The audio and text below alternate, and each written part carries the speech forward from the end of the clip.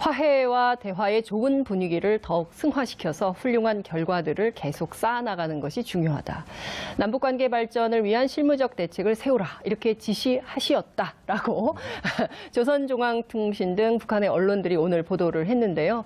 우리 정부도 어제 향후 남북관계 추진 방향에 대한 비전을 밝혔습니다. 탄력적 상호 견인을 도모하겠다. 굉장히 말이 어려운데요. 어떤 의미인지 직접 확인을 좀 해보겠습니다.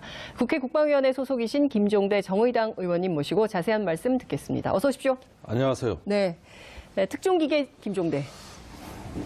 저희가 떴어요, 의원님 때문에. 듣기에 나쁘지 않네요. 예, 저는 원래 기자할 때부터 단독 기사를 많이 쓴 그러니까요. 언론인이죠. 예.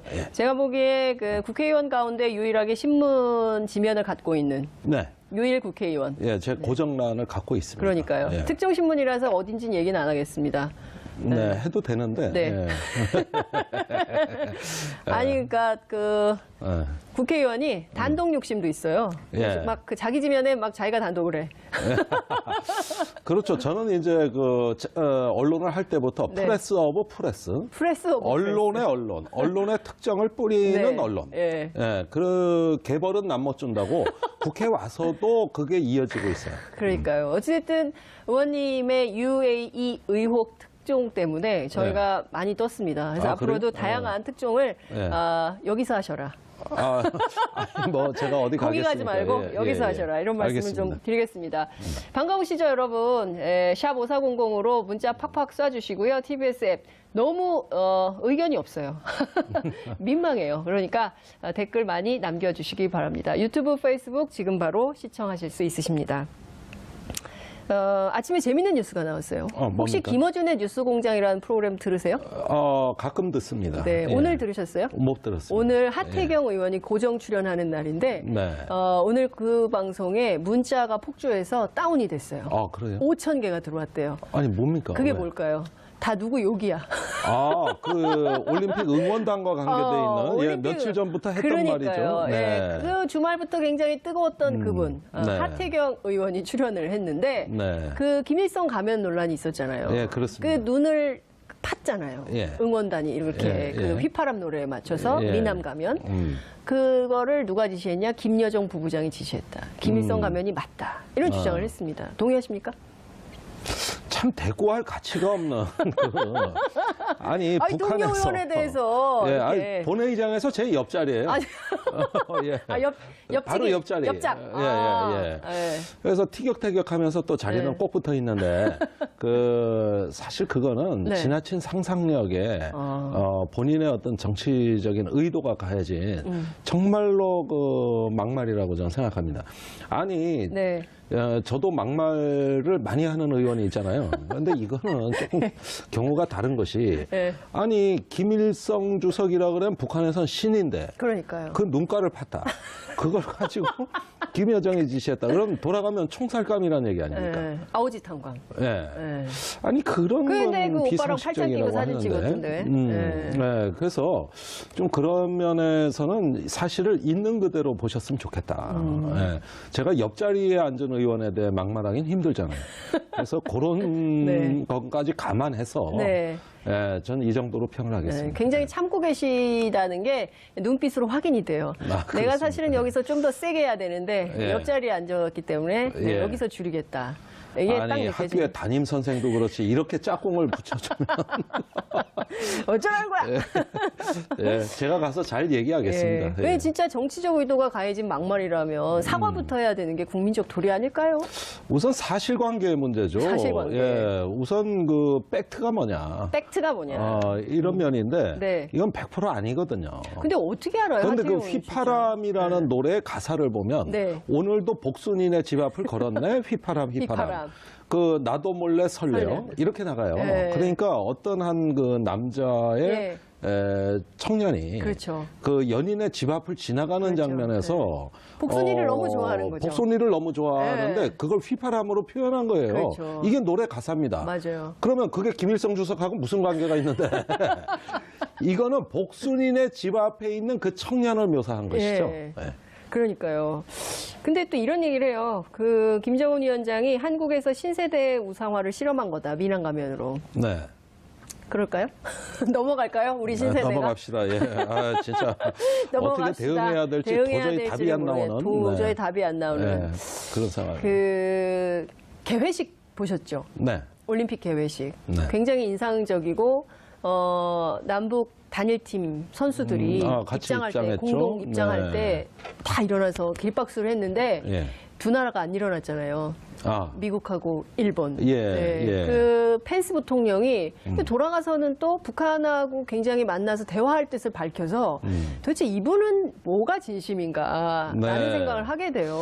이제 미국 언론에서 펜스 부통령의 부적절한 행동에 대해 칼럼이 하나 나오지 않을까 저는 생각이 들어요. 자, 미국이란 나라가 지금 펜스 부통령의 저런 어떤 행동이 미국 전체의 의견이냐. 그렇죠. 제가 얼마 전에 1.5트랙이라 그래서 그 청와대하고 민간 학자들이 미국에 갔다 왔다는 언론 보도가 나간 적이 있습니다. 그 단장이 청와대 평화군비통제비서관을 하는 최종관 비서관이죠. 전 연세대 교수. 그 단장의 일행들하고 다 통화를 해봤는데 미국에 갔더니 펜스 부통령이 뭐 강경한 정책을 갖고 온다는데 미국 갔더니 아니다. 진짜요? 예. 그 백악관의 강경파들이 그런 그 경직된 태도를 보이는 건 맞는데 국무성이나 또 관변학자들이나 많은 사람들이 이번에 남북 대화에 대해 비상한 관심을 표명하더라. 그러면 백악관 내 그 제가 보기에는 고립된 강경파가 펜스 부통령을 통해 가지고 일종의 심술 부리기, 심술 부리기, 내지는 투정하기, 이런 어떤 그 행보가 나타난 게 아닌가 보여집니다. 사실 올림픽의 정신에 따르면은 이런 그 정치적인 행동들을 못 하게 돼 있어요. 누구나 다 한 가족이고 지구촌 식구고, 맞습니다. 그야말로 행성지구 시대입니다. 행성지구 시대. 행성지구 시대. 그런 어떤 의미에서 이 올림픽의 오륜기가 거행이 되는데 거기서 어떤 정치적인 제스처가 나왔다. 아니 그럼 올림픽에 참석하러 온 겁니까? 아니면 북한 압박하러 온 겁니까? 정치하러 오신 겁니까? 그러니까 이 부분에 대해서는 우리가 균형 있게 봐야 되는 것이 전 펜스 부통령의 저런 행보가 미국의 어떤 그 입장이냐? 그렇게 보지 않아요. 그러니까요. 그 미국 의회 전문지 있잖아요. 더 힐이라고. 거기에 그 미국의 한 민주당 상원 의원이 그 트윗 올린 거를 인용해서 보도를 했던데 그 내용을 보면 뭐 이런 거예요. 왜 저기 왜 갔냐? 올림픽 참가하러 간 거냐? 북한 압박하러 간 거냐? 저런 태도를 어디서 본 것 같다? 그 미국 그 무슨 축구인가요? 뭐 있잖아요. 풋볼.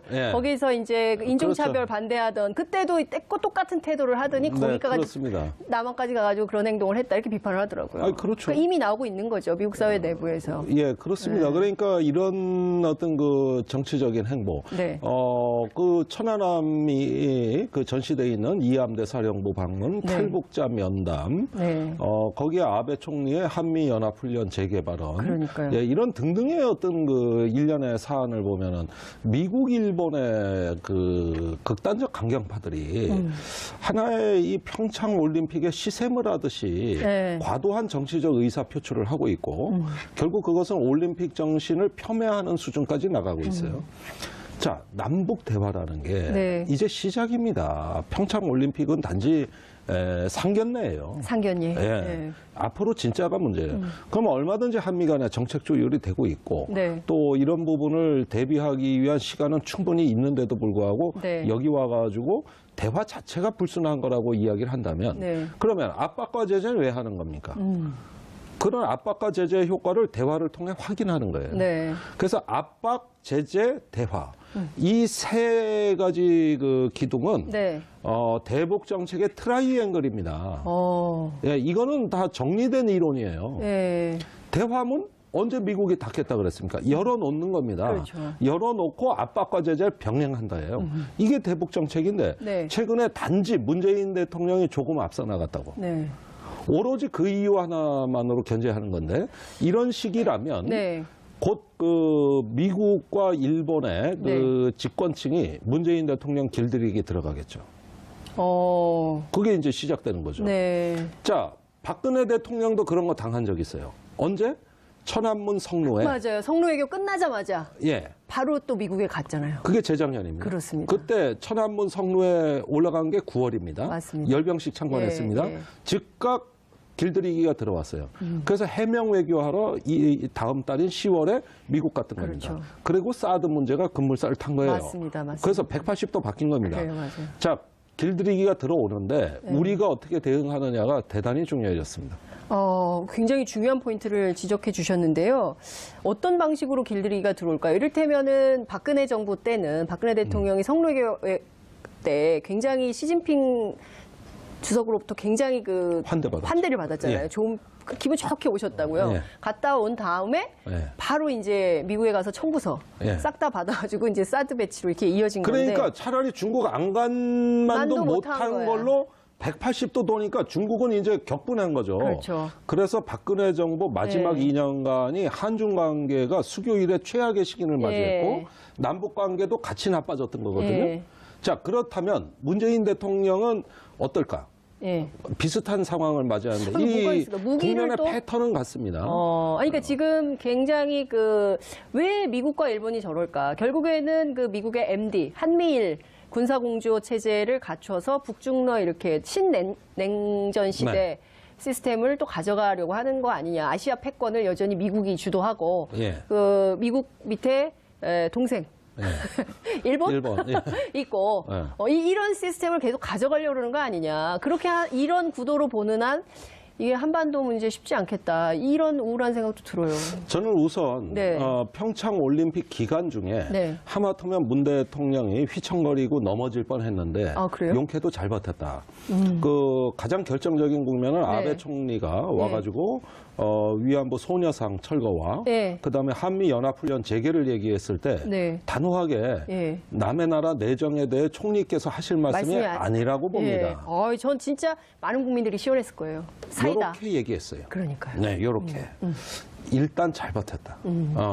웬만하면 어쩌면은 강대국의 힘의 논리에 현실주의 관점으로 굴복해서 야, 이게 좋은 게 좋은 건데 이거 그냥 쉬쉬하자. 정상회담 때 했던 얘기 밀봉해버리자. 이럴 수도 있었어요. 그게 박근혜 정부 때 행태입니다. 그렇죠. 근데 까버렸어요.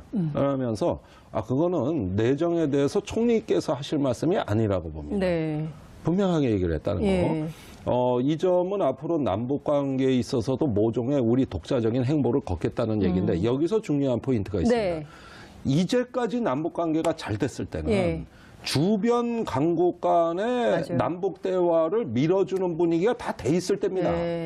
노태우 대통령 때부터 지금에 이르기까지 동서냉전이 무너지고 대탕트가 오고 이럴 때 우리가 그 흐름에 올라타서 막이지 막차를 타고 남북 관계에 물꼬를 튼 거거든요. 그게 이제 노태우, 김대중, 노무현 대통령 때입니다. 그때는 세계가 다 이거를 갖다가 밀어줄 수 있는 다자회담이 열리고 질서가 바뀔 때예요.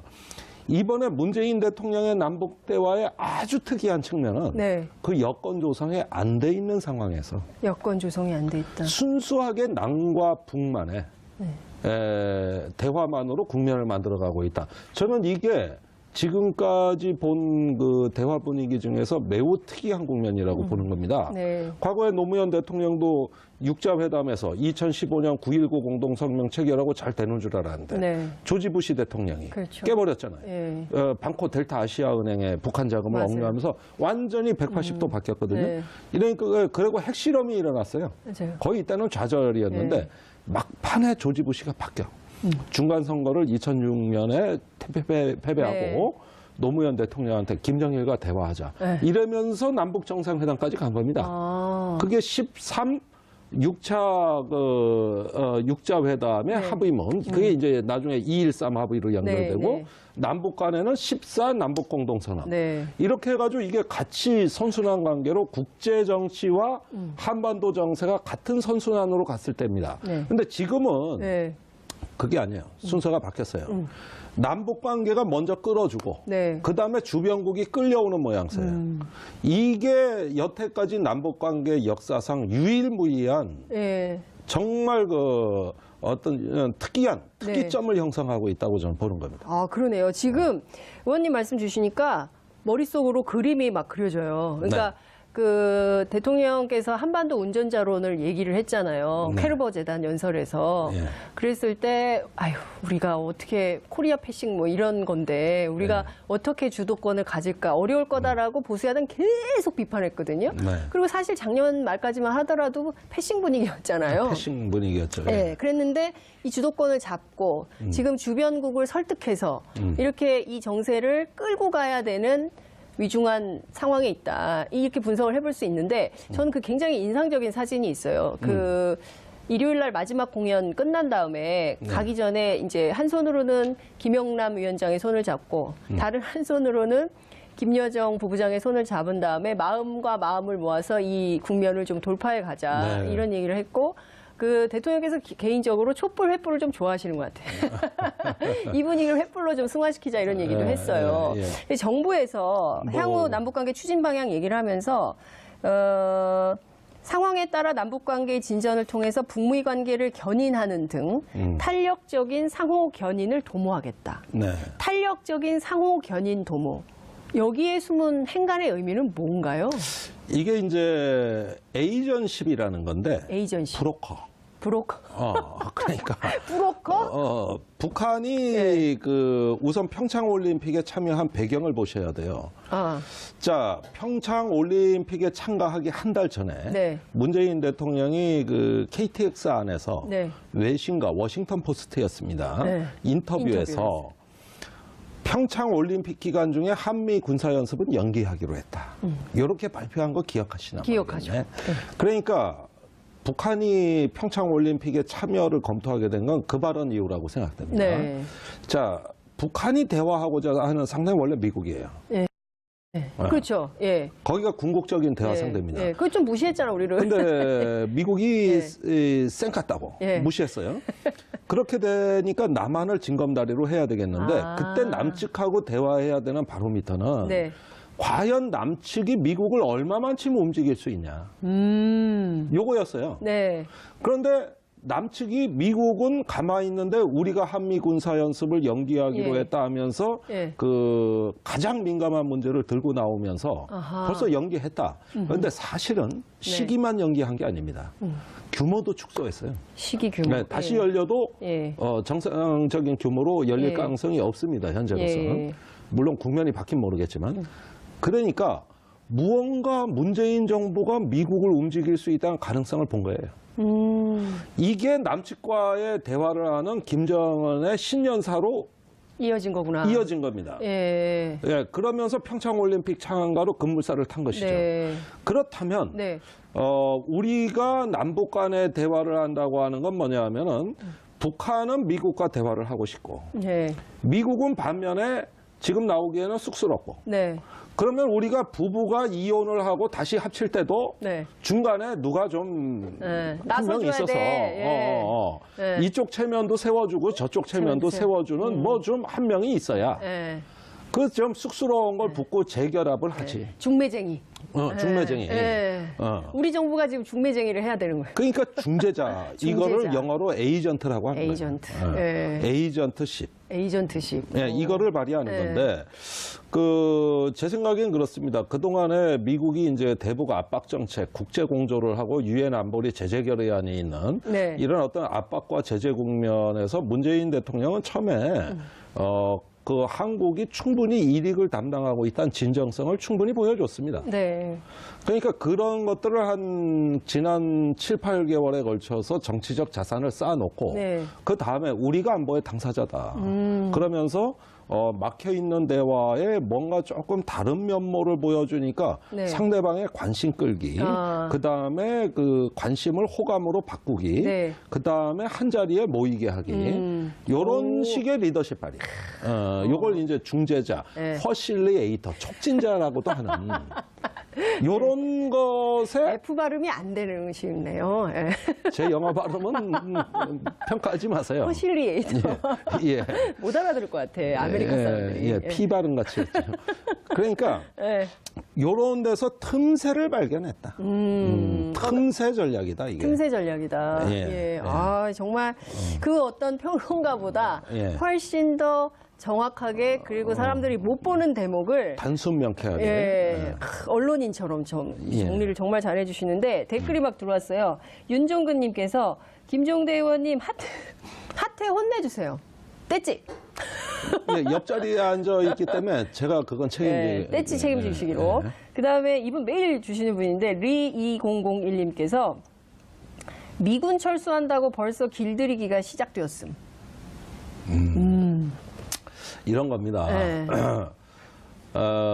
지금 그 한국에 미국이 배치하는 전략자산, 또 어떤 주한미군 주둔 정책, 지금 여러 개 미군 기지 반환을 하면 구조 조정에 처해 있는 군대입니다. 그다음에 한미일 연합훈련 등등의 이제 첩첩 산중의 군사 의제들이 기다리고 있죠. 자, 이럴 때 작년 8월을 한번 봅시다. 작년 8월이요? 그때 웬일인지 북한이 60일간 그 미사일 발사나 핵실험을 안 했어요. 그러니까 트럼프가 갑자기 헷갈려가지고 트위터에 뭐라고 썼냐면은 김정은이 자제하고 있다. 나는 그를 존중한다. 고로 한미연합훈련에 핵잠수함, 항공모함, 전략폭격기를 안 보내. 훈련 규모는 3분의 1로 줄여. 그때 트럼프가 난데없이 김정은은 아무런 선의를 안 보여주는데 넙죽국의 선의라고 감사합니다 하고 연합훈련을 팍 줄여버렸어요. 자, 이렇게 해서 사실상 쌍중단의 프레임이 작동합니다. 쌍중단. 네. 북한은 전략적 도발을 안 하고 미국은 연합훈련과 전략자산 배치를 자제하는 이 변형된 쌍중단의 프레임이 작동했어요. 그게 이번에 평창올림픽에 또 작동합니다. 북한이 지금 열병식을 축소하고 그다음에 외신에 안 하고 우리는 연합훈련을 연기하고. 사실상의 쌍중단 효과. 저는 한반도에서 사실상 북한과 미국 간의 소통이 되는 유일한 프레임은 쌍중단밖에 없다고 봐요. 그것이 쌍중단이라고 말하기를 거북스럽기 때문에 이것은 뭐 다른 언어로 또는 변형된, 진화된 형태로 그것이 나타나지만 엄연히 근본적으로 내막을 따져보면 쌍중단의 프레임이 작동하는 거예요. 이미 작동을 하고 있는 거다. 중국, 러시아, 남한이 찬성해요. 이미. 그렇다면 제가 보기에는 이 북한이 이후에 어떤 전략적 행보와 미국의 한미연합훈련 전략자산 배치가 연동되는 약간의 모양새만 나오면 이거는 대화가 시작된다고 봐야 되는 겁니다. 3월 위기설 계속 주장했거든요. 그러니까 이를테면 패럴림픽이 3월 18일 날 끝나고 올림픽 휴전에 따라서 25일까지는 대충 쉰다 하더라도 그 다음에는 이제 훈련이 시작되면 똑같아진다 이거 판이. 옛날하고 똑같다. 그러니까 뭐 올림픽은 올림픽이고 군사대결은 군사대결이다라고 보수 정치권, 보수 언론들은 계속 주장을 하고 있거든요. 거기서 큰 우리 사회 갈등이 나타날 겁니다. 큰 갈등이 나타날 큰 갈등이 나타날 거예요. 자, 지금 한미연합훈련을 재개하느냐 마느냐 하더라도 어떤 모양새로 하느냐. 이 부분이 지금 한미 간에 결정된 게 없습니다. 그래요. 평창올림픽 때문에 모든 게 다 봉합돼 있어요. 자, 그런데 4월 달에 재개할 때 만약에 이걸 갖다 예년보다도 더 북한에 메시지를 강하게 주기 위한 수단으로 제기한다면 전략자산이 다워야 돼요. 미국으로서도 물론 쉽지 않은 일입니다. 이건 강한 결심이 있어야 가능한 일이에요. 그다음에 북한이 응답하듯이 핵실험을 한다거나 미사일 발사를 하게 되면 어떻게 되느냐. 남북 대화의 신락 같은 희망을 그냥 희망사항으로 남겨둔 채 정세는 다시 원위치됩니다. 그러면 안 되는데. 안 되는 거죠. 자, 이럴 때 쌍중단의 그 변형된 프레임은 어떻게 작동하는 것이냐. 북한이 전략적인 도발을 아예 안 하거나 또는 그 양상을 축소한거나 여러 가지 어떤 모양으로 미국에 대해 가지고 성의를 보인다는 제스처를 취하고 이번에 열병석 시처럼 그렇게 하고 한미연합훈련을 하기는 하되 전략자산이 빼고 작년 8월 같이 또는 장소를 조금 동해에서 저 일본 쪽으로 옮겨가지고 아예 호주 쪽에 좀 가서 하는 건 어떨까요? 호주 쪽에서는 따로 하는 게 있어요. 거긴 관할이 달라. 관할이. 글로 가면 안 돼요. 관할이 아니에요. 거긴 달라요. 참석. 일본 쪽에서 그냥. 그러니까 일본이 훈련 그렇게 좋아하니까 니네가 해라. 니네가 해. 이런 식으로. 약간의 어떤 그 변형을 해도 우리 훈련은 큰 지장 없었거든요. 이런 식으로 해가지고 네. 상호 간에 약간의 어떤 신호를 좋은 쪽으로 발신하게 되면 네. 저는 그거는 사실상 대화라고 보는 거예요. 그건 대화입니다. 자, 그 와중에 남북 군사회담이 열리는 것이죠. 남북 군사회담이. 예. 지금 언제쯤 열릴까요? 판문점 회담을 네. 할 때 우리가 합의한 세 가지가 네. 1번이 평창올림픽 참여, 네. 2번이 군사회담 개최, 맞습니다. 3번이 교류협력입니다. 네. 이 세 가지가 지금 살아있는 거예요. 다 살아있는 카드다. 네, 그런데 교류협력은 북한이 관심이 없습니다. 이건 우리 측 요구사항이에요. 네. 반면에 군사회담은 북한이 제기한 의제입니다. 네. 그럼 뭘 얘기하겠습니까? 한반도의 안보 문제, 평화 문제 얘기하자는 거거든요. 네. 자, 그 아젠다가 살아놓은 거예요. 그걸 하기 위해서 북한이 평창올림픽 온 겁니다. 평창올림픽 자체가 목적이 아닌 거예요. 북한은. 군사회담입니다. 군사회담. 네. 자, 그렇게 되면 확성기 방생, 또 판문점이나 휴전선, 서해 5도에서 우발 충돌 방지, 네. 상호 군사 함라인 구성 등 여러 가지 군사 협력 의제들이 나오고 네. 그것이 심화되고 고도화되면은 이제 평화 문제가 나오겠죠. 평화. 그게 바로 이제 핵과 미사일 문제인데 네. 그 문제는 우리가 감당할 수가 없고 네. 반드시 미국을 초청해야 되는 것이죠. 어. 그 의제에 초청을 해줘야 되는 네. 것이죠. 이 흐름이 지금 어느 정도 분위기는 무르익는데 네. 미국이 평창올림픽 때문에 북한에 대해 더 강경해진다는 게 말이 안 되는 게 지금 북한하고 대화하려면 미국은 평창올림픽 올 필요가 없어요. 네. 부통령 와서 자리에서 안 일어서도 돼. 네. 그 사이에 지금 스웨덴하고 네. 뉴욕 채널이 가동되고 있습니다. 지금. 예. 아, 북미가 비공식 접촉이 비공식적으로 스웨덴? 되고 있어요. 왜 스웨덴이에요? 스웨덴, 뉴욕은 뭐 그럴 수 있는데. 스웨덴이 세상에 알아줄 에이전트입니다. 아, 예, 예. 그거 아주 에이전트들이 유명한, 우리만 예. 있는 줄 알았더니 스웨덴은 있어요? 예, 그렇습니다. 중재자 역할을 스웨덴이 한다고요? 그걸로 아주 유명한. 지금 남북한을 자유자재로 드나드는 몇 안 되는 국가죠. 나라 중에 하나가 스웨덴이죠. 예, 중재 외교. 예. 예, 지금 제가 이거 한 가지 설명을 드려야 되겠네. 예. 이 북한하고 대화를 통한 평화적 해법을 주장하는 나라들이 네. 서로 경쟁이 붙어 있는데 지금요? 제가 보기엔 3개국이에요. 네. 노르웨이, 스웨덴, 캐나다. 캐나다는 지금 얼마 전에 10개국 우리 한국전쟁 담사국 네. 초청해가지고 자기네가 회의도 열었잖아요. 국제회의. 거기 강경화 장관도 가고 막 그랬었잖아요. 네, 그렇습니다. 네, 그래서 엄청 자기네가 중진국으로 한반도 평화에 개입하는 거죠. 근데 그리고 캐나다가 왜 저러지? 이런 생각을 했어요. 미국 가서 네. 부시 유엔 총회 그 참석차 네. 트럼프 대통령 만나가지고 캐나다 총리가 네. 북한하고 대화하세요. 이랬다가 거의 싸대기 맞을 뻔한 일도 있어요. 트리도 총리가. 진짜? 네. 진짜예요. 네. 근데 제가 전 세계에 가장 재밌는 나라가 캐나다인데 네. 북한이 미국에 미사일을 발사해서 네. 중간에 약간 계산이 착오가 되면은 미국 땅에 안 떨어지고 캐나다에 떨어져요. 캐나다 양 옆에 미국이 있어. 그래서 자기네 생존권이 걸렸어요. 자기네 생존권이 걸려 있는데 네. 내가 캐나다 언론이나 정부 사람들 만났을 때 네. 아니 미국같이 강경책을 왜 안 쓰고 네.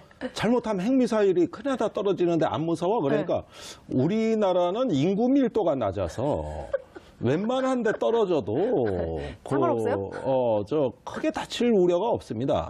그거보단 그거 걱정하느니 네. 평화적 해법을 찾는 게 낫습니다. 나 그래서 전 세계 제일 재밌는 나라다. 네, 그러네, 진짜. 바로 국경 밖에 미국은 지금 분위기가 난리가 났는데. 180도 다른데 이런 거예요. 그러니까 이런 와중에서도 네. 그 북극 가서도 냉장고 파는 에이전트는 있는 거라고. 북극 가서도 냉장고 파는 에이전트. 스웨덴이 그랬다는 거죠. 스웨덴, 노르웨이, 캐나다. 캐나다. 자기들끼리 또 경쟁을 붙어있어요. 어디서 뚫리냐. 하냐. 그런데 제가 스웨덴에 이제 북한 갔다 온, 평양 갔다 온 예. 사람들을 만나요. 네. 그 안보개발연구원 이런 데하고 여러 차례. 예. 그래서 북한 소식을 듣습니다만 국내에 알려진 것과 전혀 달리 평양에 가서 이야기를 들어보면 압박과 제재가 아직까지 전혀 안 통한다. 이런 이야기도 많이 전해 근데 옵니다. 지금 보면 그 비핵화 이슈를 어느 레벨에서 어떻게 다룰 거냐. 근데 이제 그 헤리테지 재단 있잖아요. 거기에 브루스 클린너. 네. 그 CIA 관계자로 알려져 있더라고요. 네. 분석가. 근데 이 사람이 무슨 얘기를 했냐면 비핵화 이슈를 남북 정상회담에 다룰 수 있으면 그러면 되는 거 아니냐. 그러면 미국이 개입할 이유가 없는 거 아니에요. 다시 해석을 해보면 정상회담에서 이 이슈 못 다루면 하지 말아라. 이런 뜻으로도 들리거든요. 자, 그런데 비핵화 이슈를 다루면 대화가 안 돼요. 남북 정상회담은. 네. 네. 그러니까 이 부분의 절충점은 네. 단계를 쪼개는 겁니다. 그걸 살라미 전술이라고 하는 건데 네. 살라미 소세지 있잖아요. 소세지. 얇게 써는 거, 얇게 이렇게 조각조각 얇게 써는 거. 그래서 목표를 세분화한다. 그러면은 비핵화로 가기 위한 전략적인 목표는 핵 동결이 되는 것이죠. 핵 동결. 그렇습니다. 이거는 이제 문재인 대통령이 대선 때도 굉장히 체계화해서 제시한 공약의 하나였습니다만 비핵화를 전제로 한 대화라는 것은 대화 자체를 포기하는 과도한 대화의 조건인데 대화는 무조건 하는 것이고 그 대화의 일차적인 목적은 비핵화보다 핵 동결이 돼야 된다. 프리즈. 얼려버린다 이거죠. 동결인데 그 동결을 통해서 미래 핵을 제거하고 거기서 쌓아진 신뢰와 관계 형성을 통해 가지고 2단계로 비핵화, 즉 과거의 핵을 제거한다. 핵폐기.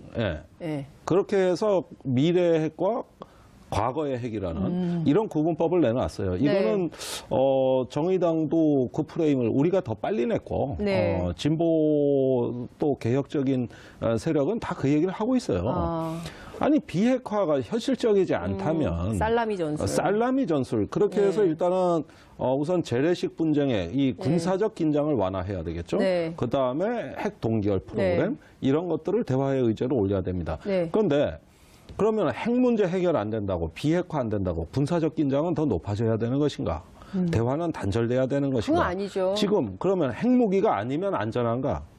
이런 면에서 보면 우리의 생존의 문제는 우선은 긴장 완화라고 하는 평화 정책이 우선시돼야 된다는 거. 그다음에 군사적 신뢰 구축과 핵 동결에 관한 이런 부분의 이야기는 남북 간에도 에이전트십만 갖고도 가능하다는 거예요. 이게 왜 불가능하냐 이거예요. 자, 우선 그러면 그 정상회담 제안이 왔으니까 받을지 말지 여건을 조성해서 하자 이렇게 대통령께서 말씀하셨는데 그러면 김종대 의원님이 말씀하신 살라미 전술에 따라서 첫 번째는 핵동결을 위한 정상회담, 두 번째는 핵폐기를 위한 정상회담 좀 나눠가지고. 그거는 말입니다. 핵폐기는 다자 간에 해야 되고 또 해결은 북미 간에 양자 간에 해야 되고요. 우리는 긴장 완화 평화 정책. 긴장 완화 평화 정책. 그다음에 전략적 도발을 자제할 수 있는. 그러면 북한도 테스트를 하겠죠. 그럼 너네가 미국을 움직일 수 있어? 한미 연합 군사 훈련 자제할 수 있어? 여기에 대한 응답을 준비하는 것이죠. 그러면은 변형된 형태. 로 타협책을 제시할 수가 있는 것이죠. 근데 우리가 미국을 움직일 수 있는 카드는 어떤 게 있을까요? 그러니까 한미 연합 훈련은 원래 우리 측의 의사 결정이 중요하니까 그 자체가 우리 의견, 의지의 문제이긴 합니다. 근데 저렇게 막 펜스 부통령 와서 저런 태도로 볼 때 동맹국 잔치에 와가지고 저렇게 하는데 우리의 뜻과 의지를 무시하고 막 해버리면 어떡하지? 이런 걱정도 좀 있어요. 동맹국 행사에 와가지고 그렇게 좀 그렇잖아요. 그죠? 이번에 펜스 부통령은 워낙 기이한 행태지만 저런 것이 과연 미국의 전체 의견이냐 저는 분명히 아니다. 이견이 있어요. 오히려 소수 의견일 수 있다. 다른 이야기도 듣고 있습니다. 그다음에 미국은 전통적으로 매파와 비둘기파의 갈등이 매우 심합니다. 그러면 이번에 펜스 부통령의 저런 어떤 결례라 그러지만은 사실상 그러는 와중에서도 코피 전략. 그렇죠. 그 코피 전략의 허구성이 마구마구 폭로가 됐어요. 그것도 그 주한 미국 대사로 내정된 빅터 차에 의해서 낙마했지만 이분에 의해서 코피 전략의 허구성이 막 폭로되는 이런 양상도 존재했다는 것을 우리가 기억해야 됩니다. 분명히 미국 내에서도 긴장 고조에 대해서 강압 정책에 대해 가지고 뭔가 네. 다른 목소리를 내는 게 평창 올림픽 와중에도 분명히 있었어요. 왜 이런 측면을 못 봅니까? 네. 그러니까 이런 것들이 상호간의 게임의 그 양상으로 지금 네. 벌어지고 있는데 예. 이때 문재인 대통령이 잘하셔야 된다는 거예요. 정말 잘하셔야 돼요. 지금 보면 남북이 처음으로 돌아가서 남북이 적극적으로 나서고 주변국들을 설득해서 이 정세를 돌파해야 되는데 특사를 빨리 보내야 된다. 그러니까 북한의 입장을 미국에도 전하고 중국, 일본, 러시아에도 전해서 좀 분위기 조성에 적극적으로 나서달라. 이런 노력을 좀 해야 되는 거 아니냐. 특사 파견 옛날부터 주장하셨잖아요. 그래서 네. 지금 북한에 대한 특사뿐이 아니라 네. 제가 아까 말씀드렸잖아요. 이건 주변국이 아무런 어떤 그 여건 조성을 안 해준 가운데 남북 간의 대화로 국면을 이끌어온 네, 그렇죠. 매우 어려운 상황의 성과다. 네. 그렇다면 그 어려움을 완화시키기 위해서 예. 4대 강국 특사, 예. 이건 굉장히 지금 시급하다고 할 수가 있죠. 빨리 보내야 된다. 예, 그 중에서도 제일 골치 아픈 일본 같은 데는 저를 보내주시고. 일본 특사. 일본 특사로 김종대 의원 손들었어요. 예, 자, 이렇게. 예. 제일 어렵고 고약한 거를 제가 네. 하겠다는 뜻이에요. 예. 예. 문재인 대통령께 문자를 좀 보내시는 게 텔레그램이라도 하실까요? 받으실 것 같은데? 예. 그러니까 이런 부분은 우리가 네. 이렇게 결의를 자꾸 내보내줘야 되는 겁니다. 근데 제가 시간이 없기 때문에 이거 꼭 여쭤보고 싶어서요. 토마스 바흐 IOC 위원장도 초대받았잖아요. 네. 그래서 이번에 평창올림픽 끝나면 방북 가능성이 높은데 중국이 엄청나게 환영을 하고 있어요. 네. 정말 잘하고 있다. 북한은 이거를 올리브 가지로 활용해야 된다. 이런 얘기도 하거든요. 네. 큰 성과가 날까요? 자, 우선 IOC 네. 매우 좋은 명분이고요. 예. 그다음에 UN 사무총장, 네. 그다음에 전 사무총장 반기문 씨. 반기문 총장. 예, 제가 뭐 그분을 네. 그렇게 존경하진 않지만 그래도 해프닝이 너무 많아가지고. 있으니까 그래도 뭐, 또 버리는 카드는 아니라고 예. 저는 생각이 들고요. 네. 그다음에 4대 강국의 그 이제 네. 특사 외교 네. 이렇게 해가지고 알겠습니다. 종합적인 기획이 지금 나와야 되는 것이죠. 알겠습니다. 네. UAE 의혹 여쭤봐야 되는데 시간이 그게 더 15초밖에 재밌는데. 안 남아가지고 네. 또 나오시면 될 것 같아요. 조만간. 네. 예. 정리를 해야 될 것 같습니다. 다음 주 뵐게요. 예, 감사합니다. 그러니까 차라리 중국 안간만도 만도 못한 거야. 걸로 180도 도니까 중국은 이제 격분한 거죠. 그렇죠. 그래서 박근혜 정부 마지막 네. 2년간이 한중 관계가 수교 이래 최악의 시기를 맞이했고 예. 남북 관계도 같이 나빠졌던 거거든요. 예. 자, 그렇다면 문재인 대통령은 어떨까? 예. 비슷한 상황을 맞이하는데 뭐가 이 있을까? 무기를 국면의 또? 패턴은 같습니다. 그러니까 지금 굉장히 왜 미국과 일본이 저럴까? 결국에는 그 미국의 MD, 한미일 군사공조 체제를 갖춰서 북중러 이렇게 신냉전 시대 네. 시스템을 또 가져가려고 하는 거 아니냐. 아시아 패권을 여전히 미국이 주도하고 예. 그 미국 밑에 동생. 일본? 예. 있고 이런 시스템을 계속 가져가려고 그러는 거 아니냐. 그렇게 이런 구도로 보는 한 이게 한반도 문제 쉽지 않겠다. 이런 우울한 생각도 들어요. 저는 우선 네. 평창 올림픽 기간 중에 네. 하마터면 문 대통령이 휘청거리고 넘어질 뻔했는데 그래요? 용케도 잘 버텼다.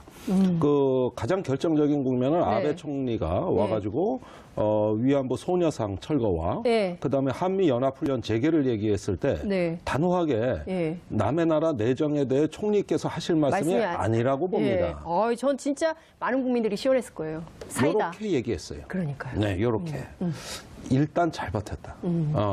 웬만하면 어쩌면은 그 강대국의 힘의 논리에 그 현실주의 관점으로 네. 굴복해서 야, 이게 좋은 게 좋은 건데 이거 그냥 쉬쉬하자. 정상회담 때 했던 얘기 밀봉해버리자. 이럴 수도 있었어요. 네. 그게 박근혜 정부 때 행태입니다. 그렇죠. 근데 까버렸어요. 그러면서 그거는 내정에 대해서 총리께서 하실 말씀이 아니라고 봅니다. 네. 분명하게 얘기를 했다는 예. 거. 이 점은 앞으로 남북 관계에 있어서도 모종의 우리 독자적인 행보를 걷겠다는 얘기인데 여기서 중요한 포인트가 있습니다. 네. 이제까지 남북 관계가 잘 됐을 때는 예. 주변 강국 간의 맞아요. 남북 대화를 밀어주는 분위기가 다 돼 있을 때입니다. 네. 노태우 대통령 때부터 지금에 이르기까지 네. 동서냉전이 무너지고 대탕트가 오고 맞아요. 이럴 때 우리가 그 흐름에 올라타서 타서 91년도에 막이지 막차를 타고 남북 합의서. 관계에 물꼬를 튼 그렇습니다. 거거든요. 예. 그게 이제 노태우, 김대중, 노무현 대통령 예. 때입니다. 그때는 세계가 다 이거를 갖다가 밀어줄 수 있는 다자회담이 열리고 질서가 바뀔 때예요. 이번에 문재인 대통령의 남북 대화의 아주 특이한 측면. 참 대꾸할 가치가 없는 아니 북한에서 동료의원에 대해서 예, 아니, 본회의장에서 제 옆자리예요. 예. 바로 옆자리. 옆장. 예. 그래서 티격태격하면서 또 자리는 꼭 붙어 있는데 사실 그거는 지나친 상상력에 본인의 어떤 정치적인 의도가 가해진 정말로 막말이라고 저는 생각합니다. 아니. 저도 막말을 많이 하는 의원이 있잖아요. 그런데 이거는 조금 경우가 다른 것이 아니 김일성 주석이라 그러면 북한에선 신인데 그러니까요. 그 눈가를 팠다. 그걸 가지고 김여정이 지시했다. 그럼 돌아가면 총살감이라는 얘기 아닙니까? 아오지 탐관. 아니 그런 건 그 오빠랑 팔짱 끼고 비상식적이라고 사진 찍었던데. 그래서 좀 그런 면에서는 사실을 있는 그대로 보셨으면 좋겠다. 제가 옆자리에 앉은 의원에 대해 막말하기는 힘들잖아요. 그래서 그런 것까지 감안해서 저는 이 정도로 평을 하겠습니다. 굉장히 참고 계시다는 게 눈빛으로 확인이 돼요. 내가 사실은 여기서 좀 더 세게 해야 되는데 옆자리에 앉았기 때문에 여기서 줄이겠다. 이게 아니 학교에 담임 선생도 그렇지 이렇게 짝꿍을 붙여주면 어쩌라는 거야. 제가 가서 잘 얘기하겠습니다. 왜 진짜 정치적 의도가 가해진 막말이라면 사과부터 해야 되는 게 국민적 도리 아닐까요? 우선 사실관계의 문제죠. 사실관계. 우선 그 팩트가 뭐냐. 팩트가 뭐냐. 이런 면인데 이건 100% 아니거든요. 근데 어떻게 알아요? 그런데 그 휘파람이라는 노래의 가사를 보면 오늘도 복순이네 집 앞을 걸었네 휘파람. 그 나도 몰래 설레요. 이렇게 나가요. 그러니까 어떤 한 그 남자의 청년이 그 연인의 집 앞을 지나가는 장면에서 복순이를 너무 좋아하는 거죠. 복순이를 너무 좋아하는데 그걸 휘파람으로 표현한 거예요. 이게 노래 가사입니다. 맞아요. 그러면 그게 김일성 주석하고 무슨 관계가 있는데 이거는 복순이네 집 앞에 있는 그 청년을 묘사한 것이죠. 그러니까요. 근데 또 이런 얘기를 해요. 그 김정은 위원장이 한국에서 신세대 우상화를 실험한 거다. 미남 가면으로. 그럴까요? 넘어갈까요? 우리 신세대가? 넘어갑시다. 진짜 어떻게 대응해야 될지 도저히 답이 안 나오는. 도저히 답이 안 나오는. 그런 상황. 그 개회식 보셨죠? 올림픽 개회식. 굉장히 인상적이고 남북 단일팀 선수들이 입장할 때 공동 입장할 때 화해와 대화의 좋은 분위기를 더욱 승화시켜서 훌륭한 결과들을 계속 쌓아나가는 것이 중요하다. 남북관계 발전을 위한 실무적 대책을 세우라. 이렇게 지시하시었다라고 조선중앙통신 등 북한의 언론들이 오늘 보도를 했는데요. 우리 정부도 어제 향후 남북관계 추진 방향에 대한 비전을 밝혔습니다. 탄력적 상호 견인을 도모하겠다. 굉장히 말이 어려운데요. 어떤 의미인지 직접 확인을 좀 해보겠습니다. 국회 국방위원회 소속이신 김종대 정의당 의원님 모시고 자세한 말씀 듣겠습니다. 어서 오십시오. 안녕하세요. 특종기계 김종대. 저희가 떴어요. 의원님 때문에. 듣기에 나쁘지 않네요. 저는 원래 기자할 때부터 단독 기사를 많이 쓴 언론인이죠. 제가 보기에 그 국회의원 가운데 유일하게 신문 지면을 갖고 있는 유일 국회의원. 제 고정란을 갖고 있습니다. 그러니까요. 특종신문이라서 어딘지는 얘기는 안 하겠습니다. 해도 되는데. 아니, 그러니까 국회의원이 단독 욕심도 있어요. 막 그 자기 지면에 막 자기가 단독을 해. 그렇죠. 저는 이제 언론을 할 때부터 프레스 오브 프레스. 언론의 언론. 언론의 특정을 뿌리는 언론. 그 개벌은 남 못 준다고 국회 와서도 그게 이어지고 있어요. 그러니까요. 어찌됐든 의원님의 UAE 의혹 특종 때문에 저희가 많이 떴습니다. 그래서 앞으로도 다양한 특종을 여기서 하셔라. 제가 어디 거기 가지 말고 여기서 하셔라. 이런 말씀을 좀 드리겠습니다. 반가우시죠, 여러분? 샵 5400으로 문자 팍팍 쏴주시고요. TBS 앱. 너무 의견이 없어요. 민망해요. 그러니까 댓글 많이 남겨주시기 바랍니다. 유튜브, 페이스북 지금 바로 시청하실 수 있으십니다. 아침에 재밌는 뉴스가 나왔어요. 혹시 김어준의 뉴스공장이라는 프로그램 들으세요? 가끔 듣습니다. 오늘 들으셨어요? 못 들었습니다. 오늘 하태경 의원이 고정 출연하는 날인데 오늘 그 방송에 문자가 폭주해서 다운이 됐어요. 그래요? 5,000개가 들어왔대요. 아니 뭡니까? 그게 뭘까요? 다 누구 욕이야.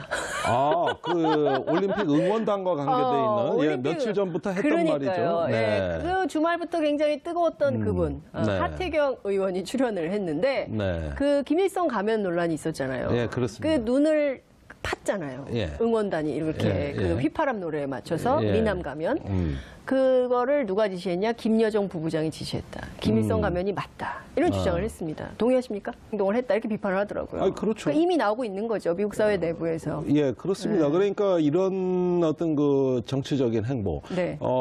그 천안함이 그 전시돼 있는 이함대 사령부 방문, 네. 탈북자 면담, 네. 거기에 아베 총리의 한미 연합훈련 재개발언, 그러니까요. 예, 이런 등등의 어떤 그 일련의 사안을 보면은 미국, 일본의 그 극단적 강경파들이 하나의 이 평창 올림픽의 시샘을 하듯이 네. 과도한 정치적 의사 표출을 하고 있고 결국 그것은 올림픽 정신을 폄훼하는 수준까지 나가고 있어요. 자, 남북 대화라는 게 네. 이제 시작입니다. 평창 올림픽은 단지 상견례예요. 상견례. 예. 네. 앞으로 진짜가 문제예요. 그럼 얼마든지 한미 간에 정책 조율이 되고 있고 네. 또 이런 부분을 대비하기 위한 시간은 충분히 있는데도 불구하고 네. 여기 와가지고 대화 자체가 불순한 거라고 이야기를 한다면 네. 그러면 압박과 제재는 왜 하는 겁니까? 그런 압박과 제재의 효과를 대화를 통해 확인하는 거예요. 네. 그래서 압박, 제재, 대화.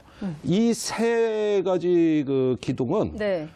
대북 정책의 트라이앵글입니다. 어. 예, 이거는 다 정리된 이론이에요. 네. 대화문 언제 미국이 닫겠다 그랬습니까? 열어놓는 겁니다. 그렇죠. 열어놓고 압박과 제재를 병행한다예요.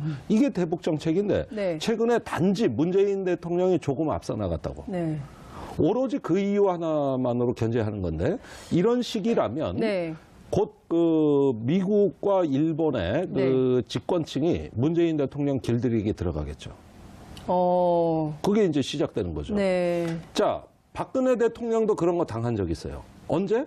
천안문 성노회. 맞아요. 성노외교 끝나자마자 예. 바로 또 미국에 갔잖아요. 그게 재작년입니다. 그렇습니다. 그때 천안문 성노회 올라간 게 9월입니다. 맞습니다. 열병식 참관했습니다. 예, 예. 즉각 길들이기가 들어왔어요.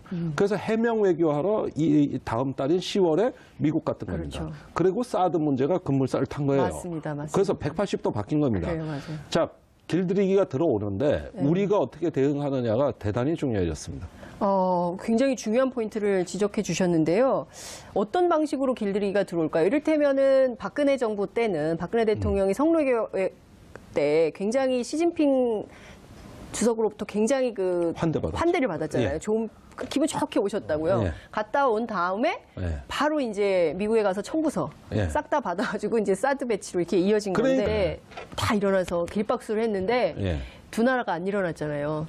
미국하고 일본. 예, 네. 예. 그 펜스 부통령이 돌아가서는 또 북한하고 굉장히 만나서 대화할 뜻을 밝혀서 도대체 이분은 뭐가 진심인가 라는 네. 생각을 하게 돼요. 이제 미국 네. 언론에서 네. 펜스 부통령의 부적절한 행동에 대해 칼럼이 하나 나오지 않을까 저는 생각이 들어요. 자, 미국이란 나라가 지금 펜스 부통령의 저런 어떤 행동이 예. 미국 전체의 의견이냐. 그렇죠. 제가 얼마 전에 1.5트랙이라 그래서 1.5 그 트랙. 청와대하고 민간 학자들이 미국에 갔다 왔다는 언론 네. 보도가 나간 적이 있습니다. 네네. 그 단장이 청와대 평화군비통제비서관을 하는 최종관 비서관이죠. 예. 전 연세대 교수. 네. 그 단장의 일행들하고 다 통화를 해봤는데 미국에 갔더니 예. 펜스 부통령이 뭐 강경한 정책을 갖고 온다는데 네.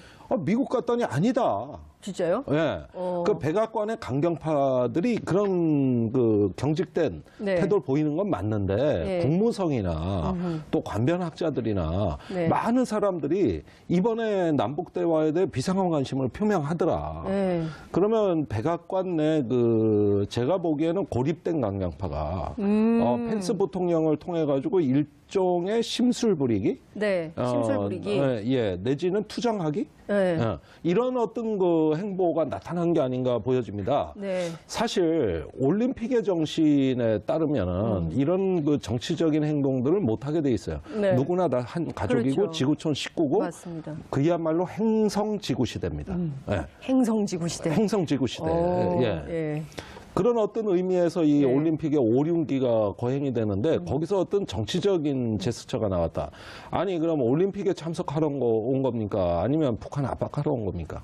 정치하러 오신 겁니까? 그러니까 이 부분에 대해서는 우리가 균형 있게 봐야 되는 것이 전 펜스 부통령의 저런 행보가 미국의 어떤 그 입장이냐 네. 그렇게 보지 않아요. 그러니까요. 그 미국 의회 전문지 있잖아요. 더 힐이라고. 예. 거기에 그 미국의 한 민주당 상원 의원이 그 트윗 올린 거를 인용해서 보도를 했던데 그 내용을 보면 뭐 이런 거예요. 왜 저기 왜 갔냐? 올림픽 그래. 참가하러 간 거냐? 북한 압박하러 간 거냐? 저런 태도를 어디서 본 것 같다. 그 미국 그 무슨 축구인가요? 뭐 네. 있잖아요. 풋볼. 예. 거기서 이제 그 인종차별 그렇죠. 반대하던 그때도 똑같은 태도를 하더니 네, 거기까지 그렇습니다. 남한까지 가가지고 그런